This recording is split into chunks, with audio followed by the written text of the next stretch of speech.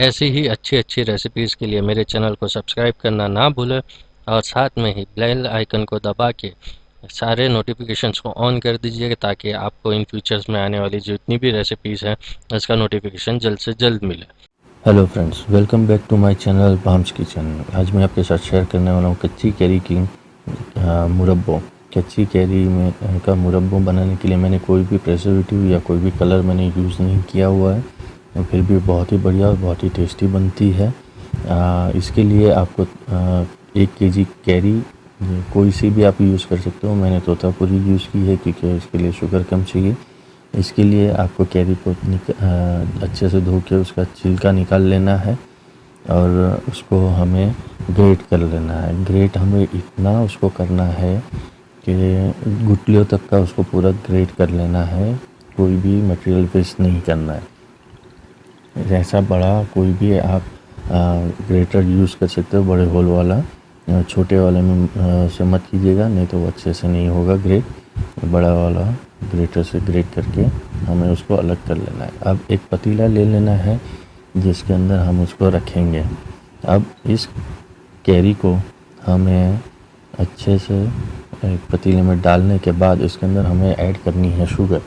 Sugar हमें इसके अंदर 900 ग्राम या 4.5 कप आप इसके अंदर डाल सकते हैं और डालने के बाद इसको अच्छे से मिक्स कर लेना है ताकि जो शुगर है वो अपना पानी रिलीज़ कर सके और कैरी भी अपना पानी रिलीज़ करेगा और वो पूरा लिक्विड फॉर्म में आ जाएगा। इसके अंदर कैरी का मुरब्बा बनाने में कोई बहुत बड़ा रॉकेट साइंस नहीं है, बहुत ही ईजी है। इसके अंदर हमें 3 से 4 घंटे के लिए इसको रेस्ट कर देना है, लेकिन 3 से 4 घंटे जब हम लोग रेस्ट करते हैं तो बीच बीच में ऐसे इसको चम्मच मार के इसको ऊपर नीचे करके हमें उसको शुगर को मेल्ट करना रहता है। इसके अंदर अभी तक हमने इसका कुकिंग नहीं किया है, ऐसे ही इसका पानी छूट रहा है। आप भी देख सकते हो कितना बढ़िया दिख रहा है। करीबन 2 से 3 बार आपको चेक करना है और इसके अंदर कितना पानी छूटा है या शुगर के क्रिस्टल अभी भी दिख रहे हैं या नहीं, वो हमें पूरा ध्यान से देख लेना है। इसके बाद अब इसकी बारी आती है कुकिंग की। कुकिंग के लिए आप कोई भी नॉन स्टिक पैन ले लीजिए या कोई भी हैवी बॉटम वाला कंटेनर या पतीला, कुछ भी आप यूज़ कर सकते हो। इसके अंदर हमें उसको डाल देना है और उसके बाद उसको चूल्हे के ऊपर धीमी या मीडियम धीमी आंच पे हमें उसको रख देना है और इसको थोड़ी थोड़ी देर में इसको हिलाते हुए हमें इसको कुक करना है। इसके अंदर आप कोई सी भी कैरी यूज़ कर सकते थे, राजापुरी या कोई भी, लेकिन अगर आप कोई राजापुरी या ऐसी कोई कैरी यूज़ करते हो तो शुगर कंटेंट ज़्यादा लगता है। अब आप भी देख रहे हो कि शुगर थोड़ी उबलने लगी है। अब यही स्टेज के ऊपर हमें इसको चलाते रहना है, नहीं अगर चलाएंगे तो नीचे से हमारा शुगर जल जाएगी, वो हमें नहीं होना देना है। इसलिए थोड़ी थोड़ी देर में इसको हिलाते रहना है। और इसके बाद इसके अंदर एक पिंच ऑफ सॉल्ट डाल देना है ताकि इसके अंदर थोड़ा सा सॉल्टीनेस भी आए और वो इसको प्रिजर्व करने के लिए भी अच्छा रहेगा। और इसके बाद ये इलायची को ऐसे खोल के इसको हमें डाल देना है, लौंग, इलायची, दालचीनी और ब्लैक पेपर कॉर्न्स। आप ये मसाला डाल सकते हैं, इसके अलावा आप सेफ्रॉन भी डाल सकते हैं आपको अगर पसंद हो तो। मैंने ये बहुत ही बेसिक रेसिपी बनाई है इसलिए मैंने इसके अंदर कोई बहुत ज़्यादा चीज़ें नहीं डाली है। सिंपल घर में कोई भी बना सके इस हिसाब से ही मैंने बनाए हैं, तो बहुत ही सिंपल और बहुत ही इजी बनेगी।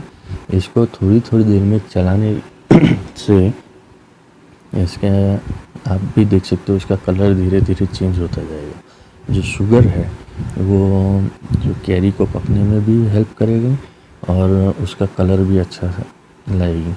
अगर हम लोग अच्छे से नहीं बनाएंगे तो ये ज़्यादा टाइम के लिए स्टोर नहीं हो पाएगी। आप भी देख सकते हो कि जो कैरी है वो उसके अंदर ऑलमोस्ट ट्रांसलूसेंट होने लगी है।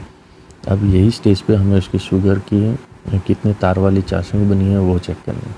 अब वो कैसे चेक करते हैं, ऐसे उंगली पे लेके आप चेक कर सकते हो। अगर तार जल्दी टूट जाता है तो इसका मतलब वो आधे तार की ही चाशनी बनी है। इसको थोड़ा और ज़रा हमें कुक करना है ताकि वो पूरे एक तार की चाशनी बन सके। इसको बनते हुए करीबन आधे से पौना घंटा लगेगा, बहुत ज़्यादा टाइम नहीं लगेगा। इसलिए वो उसको थोड़ी थोड़ी देर में हमें चेक करते रहना है। करीबन 5-1 मिनट के अंदर एक आध बार हमें इसको ऐसे स्टर करते रहना है ताकि हमारी जो चाशनी है वो नीचे से लग ना जाए। मैं बार बार इसलिए बोल रहा हूँ, कई बार लोग रख के चूल्हे पे भूल जाते हैं, वो हमें नहीं करना है। हमें पूरा ध्यान देना है। कुकिंग में कोई भी दिन हमें उसको ग्रांटेड नहीं लेना है, हमें उसको चलाते रहना है। अब वापस से एक बार इसकी चाशनी चेक करेंगे। आप देख सकते हो कि इसकी जो चाशनी है वो इतनी इजीली नहीं टूट रही है, इसका मतलब ये रेडी हो चुकी है। इसको अब इस टाइम पे हमें चूल्हा बंद कर देना है और फिर चूल्हा बंद करने के बाद भी इसको स्टर करते रहना है, क्योंकि अभी जो चाशनी है वो गर्म है। अगर हम लोग उसको ऐसा नहीं करेंगे तो बहुत ही जल्दी जल जाएगी, तो वो हमें नहीं होने देना है। अब ये हमारा मुरब्बा रेडी है।